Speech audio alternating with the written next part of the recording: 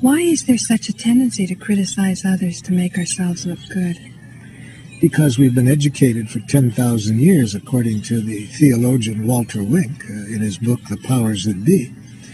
We have been educated for 10,000 years to maintain domination structures in which a few people dominate many. And such structures require a language of domination, a language in which people at the top who claim to be authorities know what's right, know what's wrong, know who's good, who's bad, because those judgments are necessary to determine who deserves reward and who deserves punishment. So we have been educated not to think of our human needs. We have been educated to think in terms of moralistic judgments. How do we undo that? How do we create a non-domination society? So the way to undo this, we've got to be careful that the way to undo this is not to say we've got to get rid of this thinking, because getting rid of something creates resistance. What we have to do is get conscious of what do we want to replace it with that will better serve life at less cost. So when we go about systems change in our organization, we're not out to destroy what is or to get rid of it.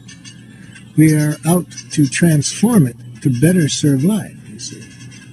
When we work with people taking drugs or alcohol, our objective is not to get them to stop taking the drugs or the alcohol. Our objectives are to find another way of meeting their needs that's more effective and less costly. On their body. And to the people around them and to the society. So our approach is never to get rid of something. That's what leads to violence, you see. If you set your objective of getting rid of something, killing it usually works. Is that your definition of violence?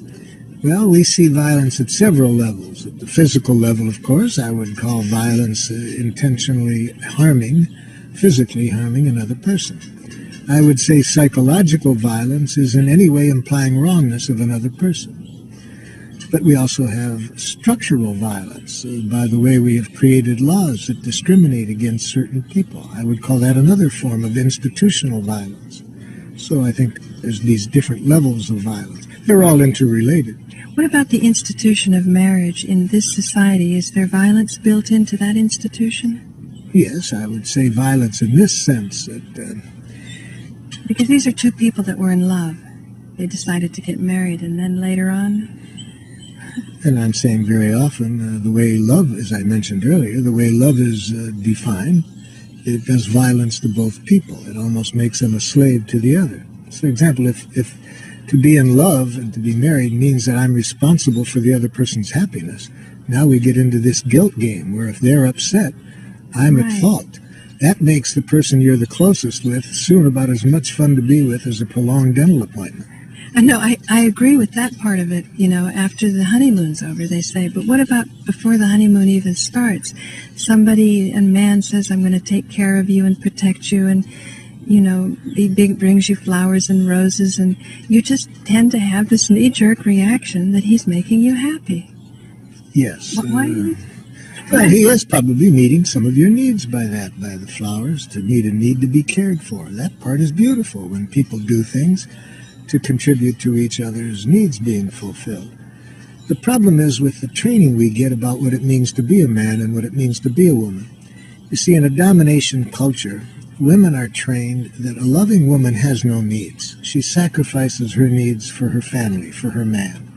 So the loving wife is basically this martyr who has no needs herself but to do for others.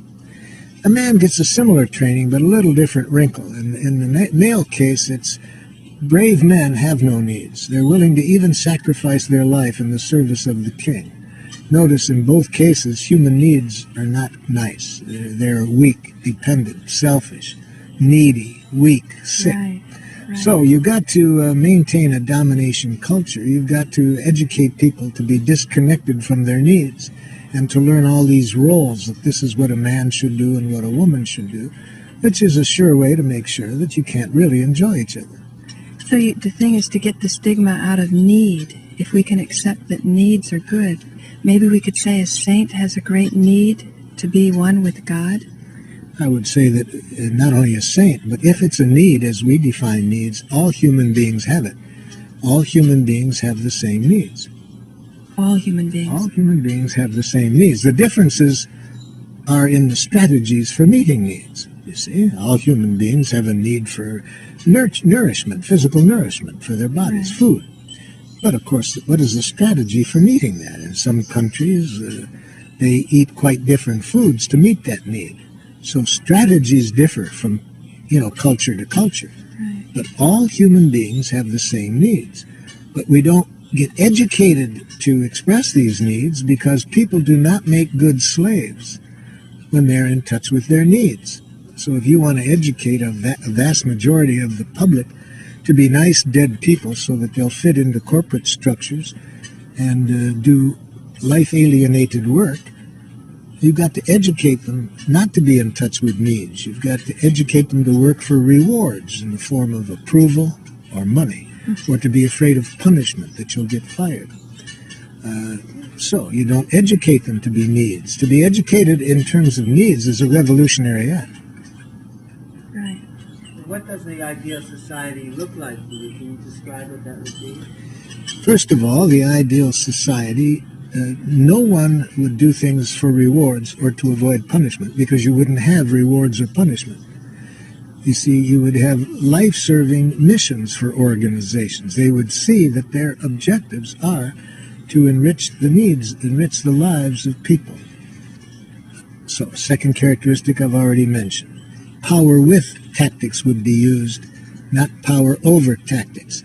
Power with tactics are punishment, reward, guilt, shame, duty, obligation.